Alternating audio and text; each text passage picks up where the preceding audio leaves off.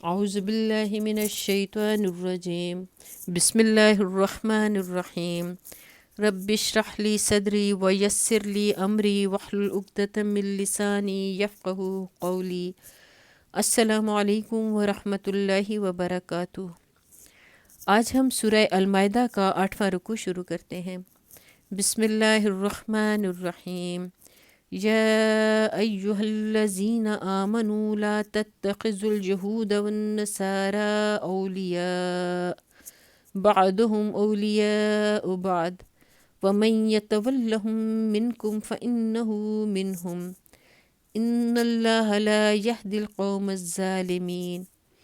اے لوگو جو ایمان لائے ہو، یہودیوں اور عیسائیوں کو اپنا رفیق نہ بناؤ، یہ آپس ہی میں ایک دوسرے کے رفیق ہیں، اور اگر تم میں سے کوئی ان کو اپنا رفیق بناتا ہے تو اس کا شمار بھی پھر انہی میں ہے۔ یقیناً اللہ ظالموں کو اپنی رہنمائی سے محروم کر دیتا ہے۔ فَتَرَى الَّذِينَ فِي قُلُوبِهِم مَّرَضٌ يُسَارِعُونَ فِيهِمْ يَقُولُونَ نَخْشَىٰ أَن تُصِيبَنَا دَائِرَةٌ۔ تم دیکھتے ہو کہ جن کے دلوں میں نفاق کی بیماری ہے وہ انہی میں دوڑ دھوپ کرتے پھرتے ہیں، کہتے ہیں ہمیں ڈر لگتا ہے کہ کہیں ہم کسی مصیبت کے چکر میں نہ پھنس جائیں۔ اس وقت عرب میں کفر اور اسلام کی کشمکش کا فیصلہ نہیں ہوا تھا۔ اگرچہ اسلام اپنے پیرووں کی سرفروشیوں کے سبب سے ایک طاقت بن چکا تھا، لیکن مقابل کی طاقتیں بھی زبردست تھیں۔ اسلام کی فتح کا جیسا امکان تھا ویسا ہی کفر کی فتح کا بھی تھا۔ اس لیے مسلمانوں میں جو لوگ منافق تھے وہ اسلامی جماعت میں رہتے ہوئے یہودیوں اور عیسائیوں کے ساتھ بھی ربط ضبط رکھنا چاہتے تھے، تاکہ یہ کشمکش اگر اسلام کی شکست پر ختم ہو تو ان کے لیے کوئی نہ کوئی جائے پناہ محفوظ رہے۔ علاوہ بریں اس وقت عرب میں عیسائیوں اور یہودیوں کی معاشی قوت سب سے زیادہ تھی۔ ساہوکارہ بیشتر انہی کے ہاتھ میں تھا۔ عرب کے بہترین سرسبز و شاداب خطے بھی ان کے قبضے میں تھے۔ ان کی سود خواری کا جال ہر طرف پھیلا ہوا تھا، لہٰذا معاشی اسباب کی بنا پر بھی یہ منافق لوگ ان کے ساتھ اپنے سابق تعلقات برقرار رکھنے کے خواہش مند تھے۔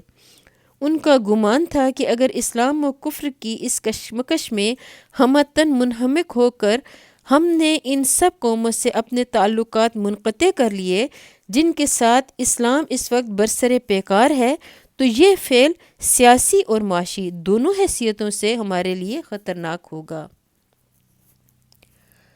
فَعَسَى اللَّهُ أَن يَأْتِيَ بِالْفَتْحِ أَوْ أَمْرٍ مِّنْ عِندِهِ فَيُصْبِحُوا عَلَىٰ مَا أَسَرُّوا فِي أَنفُسِهِمْ نَادِمِينَ۔ مگر بعید نہیں کہ اللہ جب تمہیں فیصلہ کن فتح بخشے گا یا اپنی طرف سے کوئی اور بات ظاہر کرے گا تو یہ لوگ اپنے اس نفاق پر جسے دلوں میں چھپائے ہوئے ہیں نادم ہوں گے۔ وَيَقُولُ الَّذِينَ آمَنُوا أَهَٰؤُلَاءِ الَّذِينَ أَقْسَمُوا بِاللَّهِ جَهْدَ أَيْمَانِهِمْ إِنَّهُمْ لَمَعَكُمْ حَبِطَتْ أَعْمَالُهُمْ فَأَصْبَحُوا خَاسِرِينَ۔ اور اس وقت اہل ایمان کہیں گے کیا یہ وہی لوگ ہیں جو اللہ کے نام سے کڑی کڑی قسمیں کھا کر یقین دلاتے تھے کہ ہم تمہارے ساتھ ہیں؟ ان کے سب اعمال ضائع ہو گئے اور آخر کار یہ ناکام و نامراد ہو کر رہے۔ یعنی جو کچھ انہوں نے اسلام کی پیروی میں کیا، نمازیں پڑھیں، روزے رکھے، زکوٰۃ دی، جہاد میں شریک ہوئے، قوانین اسلام کی اطاعت کی، یہ سب کچھ اس بنا پر ضائع ہو گیا کہ ان کے دلوں میں اسلام کے لیے خلوص نہ تھا، اور وہ سب سے کٹ کر صرف ایک خدا کے ہو کر نہ رہ گئے تھے، بلکہ اپنی دنیا کی خاطر انہوں نے اپنے آپ کو خدا اور اس کے باغیوں کے درمیان آدھا آدھا بانٹ رکھا تھا۔ یا ایہا الذین آمنوا من یرتد منکم عن دینہ فسوف یأتی اللہ بقوم یحبہم ویحبونہ اذلۃ علی المؤمنین اعزۃ علی الکافرین۔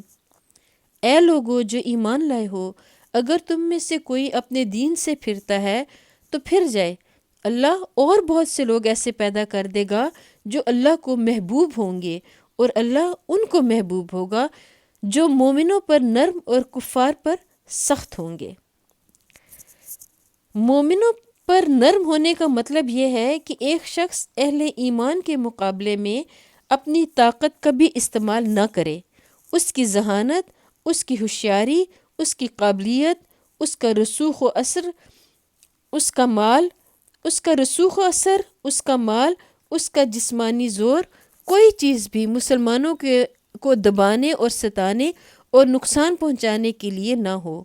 مسلمان اپنے درمیان اس کو ہمیشہ ایک نرم خو، رحم دل، ہمدرد اور حلیم انسان ہی پائیں۔